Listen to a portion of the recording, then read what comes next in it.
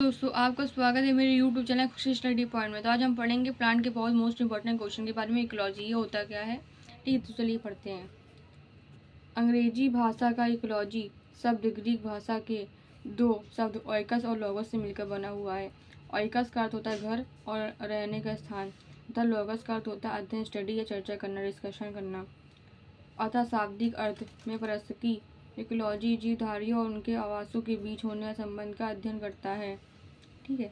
इस प्रकार मतलब इसका मतलब ये है, जीवधारी उनके आवास जहाँ वो रहते हैं उनके बीच के संबंध को अध्ययन को इकोलॉजी कहते हैं।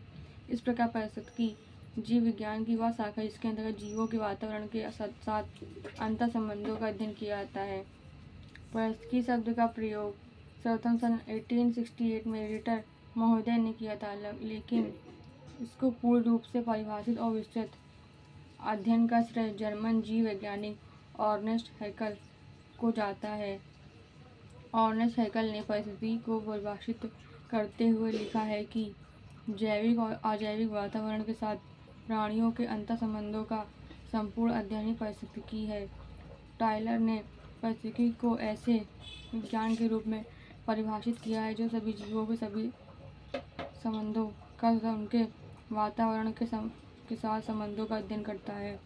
इसमें ये बोला गया है कि जहाँ जीव रहते हैं उनके वातावरण जहाँ वो निवास करते हैं उसके अध्ययन को इकोलॉजी बोलते हैं। पहले रिटर ने दिया था, फिर अर्नेस्ट हैकेल ने दिया था।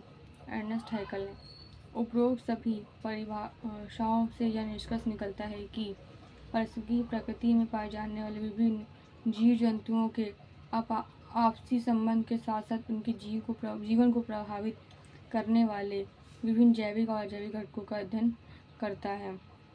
पर इकोलॉजी की शाखाएं ब्रांचेस क्या क्या होती हैं। ऑटो इकोलॉजी क्या होता है, यह किसी जीव विशेष अथवा एक ही स्पीसीज के सभी जीवों के सामूहिक जीवन पर पर्यावरण का प्रभाव के अध्ययन किया जाता है। इसे स्वपारिस्थितिकी कहते हैं, जहाँ पर किसी भी जीव विशेष एक ही स्पीसीज के सभी जीव सामूहिक ग्रुप में जो पर्यावरण प्रभाव का अध्ययन करते हैं उसे ऑटो इकोलॉजी कहते हैं। आई थिंक आपको वीडियो समझ में आया तो प्लीज़ लाइक एंड सब्सक्राइब करें। Thank you.